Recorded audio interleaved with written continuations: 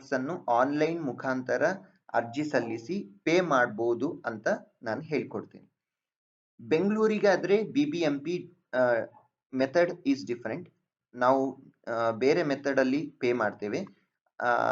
ಬೆಂಗಳೂರು ಅಲ್ಲದೆ other district ಅಲ್ಲಿ ನೀವು ಪೇ ಮಾಡೋದಿದ್ರೆ ಅದನ್ನು ಈ ಮುಖಾಂತರ ಪೇ ಮಾಡಬಹುದು. ನನ್ನ ಚಾನೆಲ್ ಸಬ್ಸ್ಕ್ರೈಬ್ ಆಗಿ ನಾನು ಎರಡು ವಿಧಾನವನ್ನು ನಿಮಗೆ ಹೇಳಿಕೊಡ್ತೇನೆ. ಇದರಿಂದ ನೀವು ಅಲ್ಲಿ ವೇಟ್ ಮಾಡುವ ಪರಿಸ್ಥಿತಿ ಉಂಟಾಗುವುದಿಲ್ಲ. ಮೊದಲನೇದಾಗಿ ನೀವು ಬೆಂಗಳೂರು ಅಲ್ಲದೆ ಅದರ್ ಡಿಸ್ಟ್ರಿಕ್ಟ್ ಅಲ್ಲಿ ಪೇ ಮಾಡಬೇಕು, ಪ್ರಾಪರ್ಟಿ ಏನಾದರೂ ಇದ್ರೆ ಅದರ ಪ್ರಾಪರ್ಟಿ ಟ್ಯಾಕ್ಸ್ ಅನ್ನು ಹೇಗೆ ಪೇ ಮಾಡಬೇಕು ಅಂತ ನಾನು ಹೇಳ್ಕೊಳ್ತೇನೆ. ಇಲ್ಲಿ ನಾನು ಉಡುಪಿ ಡಿಸ್ಟ್ರಿಕ್ಟ್ ನ ಎಕ್ಸಾಂಪಲ್ ಅನ್ನು ತಗೊಳ್ತೇನೆ. ಹೇಗೆ ಮೊದಲನೇದಾಗಿ ನೀವು ಪ್ರಾಪರ್ಟಿ ಟ್ಯಾಕ್ಸ್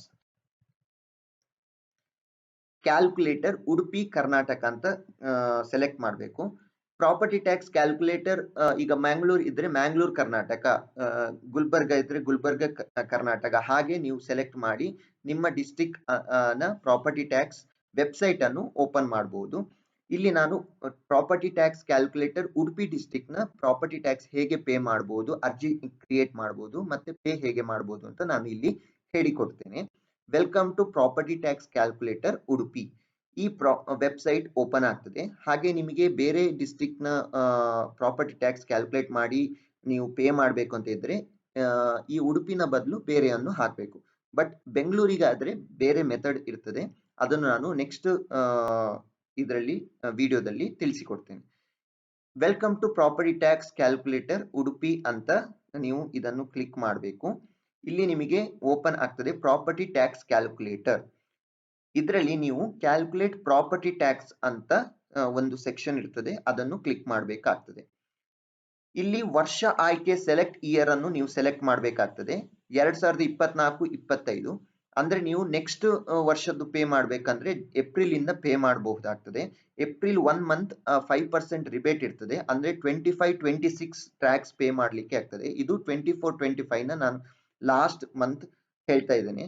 ಇನ್ ಕೇಸ್ 24-25 ನೀವು ಪೇ ಮಾಡಲಿಲ್ಲ ಅಂದ್ರೆ ಹೀಗೆ ನೀವು ಪೇ ಮಾಡಬಹುದು. 25-26 ಇದ್ರೆ ನೀವು ಇಲ್ಲಿ 25-26 ಅಂತ ಸೆಲೆಕ್ಟ್ ಮಾಡಬೇಕು. ಇಲ್ಲಿ ಆಪ್ಷನ್ ಬರಲ್ಲ, ಇದು ಏಪ್ರಿಲ್ ನಿಂದ ಆಕ್ಟಿವೇಟ್ ಆಗ್ತದೆ.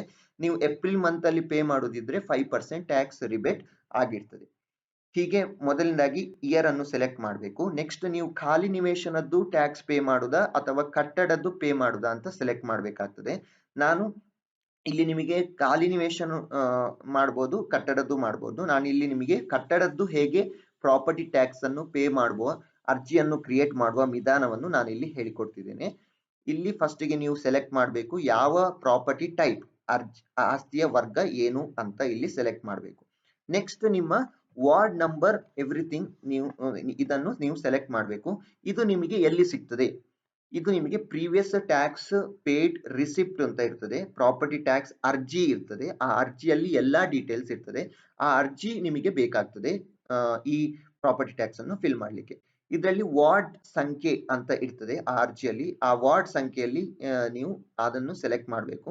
ನಾನಿಲ್ಲಿ ಕಡಿಯಾಳಿ ಅಂತ ಇಲ್ಲಿ ಸೆಲೆಕ್ಟ್ ಮಾಡಿದ್ದೇನೆ. ಹಾಗೆ ನಿಮ್ಮ ಪ್ರಾಪರ್ಟಿ ವಾರ್ಡ್ ಸಂಖ್ಯೆಯನ್ನು ನೀವು ಇಲ್ಲಿ ಸೆಲೆಕ್ಟ್ ಮಾಡಬೇಕು. ನೆಕ್ಸ್ಟ್ ಬ್ಲಾಕ್ ಅಂತ ಇರ್ತದೆ, ಬ್ಲಾಕ್ ಅನ್ನು ಸೆಲೆಕ್ಟ್ ಮಾಡಬೇಕು. ಇದೆಲ್ಲ ನಿಮಗೆ ಡೀಟೇಲ್ಸ್ ನಿಮ್ಮ ಇದರಲ್ಲಿ ಹಿಂದಿನ ಅರ್ಜಿಯಲ್ಲಿ ನಿಮಗೆ ಸಿಗ್ತದೆ, ಸಿಗ್ತದೆ. ನೆಕ್ಸ್ಟ್ ರಸ್ತೆಯ ಹೆಸರನ್ನು ನೀವು ಇಲ್ಲಿ ಸೆಲೆಕ್ಟ್ ಮಾಡಬೇಕು.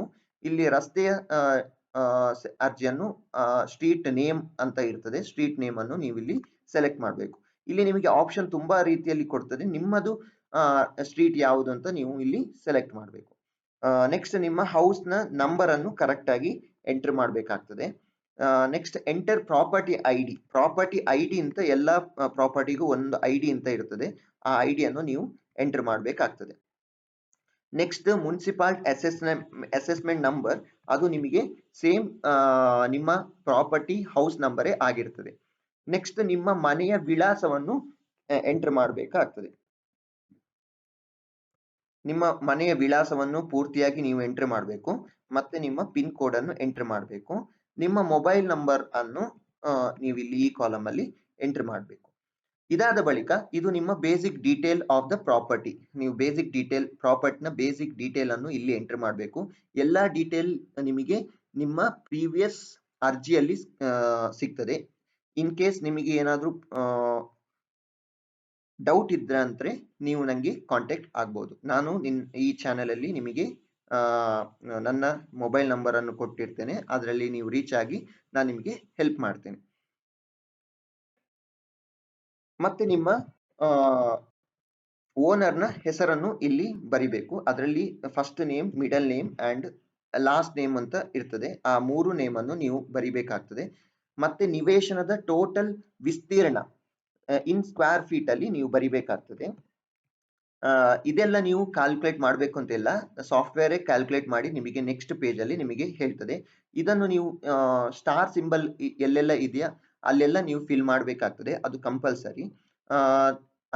ಅದನ್ನು ನೀವು ಫಿಲ್ ಮಾಡಿದ ತಕ್ಷಣ ಸಾಫ್ಟ್ವೇರ್ ಕ್ಯಾಲ್ಕುಲೇಟ್ ಮಾಡಿ ನಿಮಗೆ ಎಷ್ಟು ನಿಮ್ಮ ಟ್ಯಾಕ್ಸ್ ಅಂತ ನಿಮಗೆ ಹೇಳ್ತದೆ.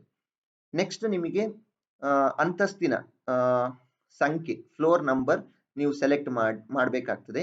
ಅಂದ್ರೆ ನೀವೀಗ ಗ್ರೌಂಡ್ ಫ್ಲೋರ್ ಇದ್ರೆ 0 ಅಂತ ಸೆಲೆಕ್ಟ್ ಮಾಡಬೇಕು. ಬೇಸ್ಮೆಂಟ್ ಅಂತ ಇದ್ರೆ, ಅಂಡರ್ ಗ್ರೌಂಡ್ ಇದ್ರೆ -1 ಅಂತ ಸೆಲೆಕ್ಟ್ ಮಾಡಬೇಕು. ಇಲ್ಲಿ ಆಪ್ಷನ್ ಕೊಡ್ತದೆ -1, -2 ಹಾಗೆ. ನೀವೀಗ ಇಲ್ಲಿ ಸೆಲೆಕ್ಟ್ ಮಾಡಬೇಕು. 0 ಅಂತ ನಾನು ಇಲ್ಲಿ ಸೆಲೆಕ್ಟ್ ಮಾಡಿದ್ದೇನೆ. ಅಂತಸ್ತಿನ ಬಳಕೆ, ಯೂಸ್ ಆಫ್ ಪ್ರಾಪರ್ಟಿ, ಅಂದ್ರೆ ನೀವು ಯಾವ ಪರ್ಪಸ್ಗೆ ಯೂಸ್ ಮಾಡ್ತಾ ಇದ್ದೀರಾ. ರೆಸಿಡೆನ್ಷಿಯಲ್ ಆದ್ರೆ ರೆಸಿಡೆನ್ಷಿಯಲ್, ಕಮರ್ಷಿಯಲ್ ಆದ್ರೆ ಕಮರ್ಷಿಯಲ್, ಇಂಡಸ್ಟ್ರಿ ಆದ್ರೆ ಇಂಡಸ್ಟ್ರಿ ಅಂತ ಸೆಲೆಕ್ಟ್ ಮಾಡಬೇಕು. ನಾನಿಲ್ಲಿ ರೆಸಿಡೆನ್ಷಿಯಲ್ ಅಂತ ಸೆಲೆಕ್ಟ್ ಮಾಡ್ತಾ ಇದ್ದೇನೆ. ಮತ್ತೆ ನಿರ್ಮಾಣಗೊಂಡ ವರ್ಷವನ್ನು ನೀವು ಇಲ್ಲಿ ಮೆನ್ಷನ್ ಮಾಡಬೇಕು. ಅಂದ್ರೆ ನನ್ನ ಮನೆ ಇಯರ್ ಆಫ್ ಕನ್ಸ್ಟ್ರಕ್ಷನ್ ಅಂತ ನೀವು ಇಲ್ಲಿ ಹಾಕ್ಬೇಕಾಗ್ತದೆ. ಮತ್ತೆ ಕಟ್ಟಡ ನಿರ್ಮಾಣದ ವೆಚ್ಚ, ಅಂದ್ರೆ ನಿರ್ಮಾಣದ ರಚನೆಯನ್ನು ನೀವು ಇಲ್ಲಿ ಕೊಡಬೇಕು. ಇದರಲ್ಲಿ ಡಿಫರೆಂಟ್ ವೆರೈಟೀಸ್ ಇದೆ.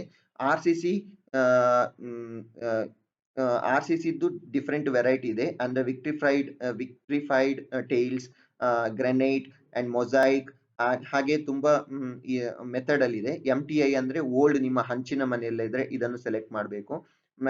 ಮತ್ತೆ ಮಾರ್ಬಲ್ಸ್ ಎಲ್ಲ ನೀವು ಸೆಲೆಕ್ಟ್ ಮಾಡಬೇಕು. ಇದೆಲ್ಲ ನಿಮ್ಮ ಡೀಟೇಲ್ಸ್ ನಿಮ್ಮ ಪ್ರೀವಿಯಸ್ ಅರ್ಜಿಯಲ್ಲಿ ಇರ್ತದೆ. ಆ ಅರ್ಜಿಯ ಪ್ರಕಾರ ನೀವು ಸೆಲೆಕ್ಟ್ ಮಾಡಬಹುದು.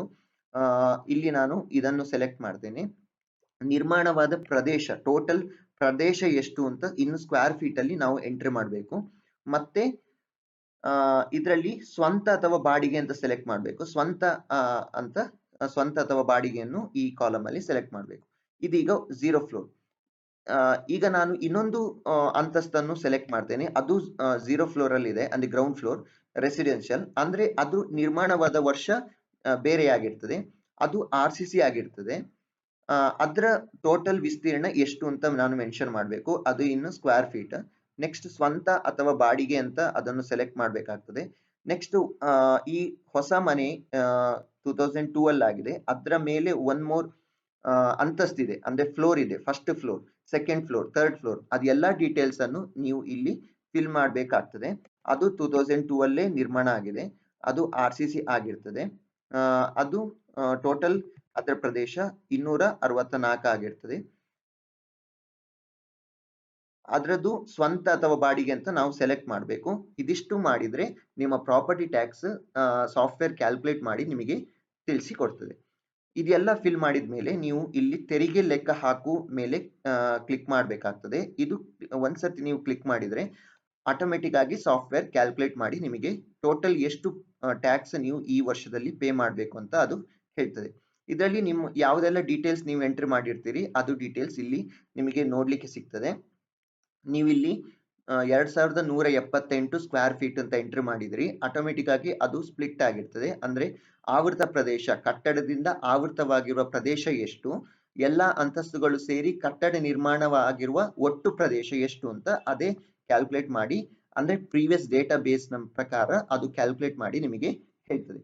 ಮತ್ತೆ ನೀವು ರೆಸಿಡೆನ್ಷಿಯಲ್ ಆಗಿ ಎಷ್ಟು ಎಂಟ್ರಿ ಮಾಡಿದಿರಿ ಅದೆಲ್ಲ ಇಲ್ಲಿ ನಿಮಗೆ ನೋಡ್ಲಿಕ್ಕೆ ಸಿಗ್ತದೆ.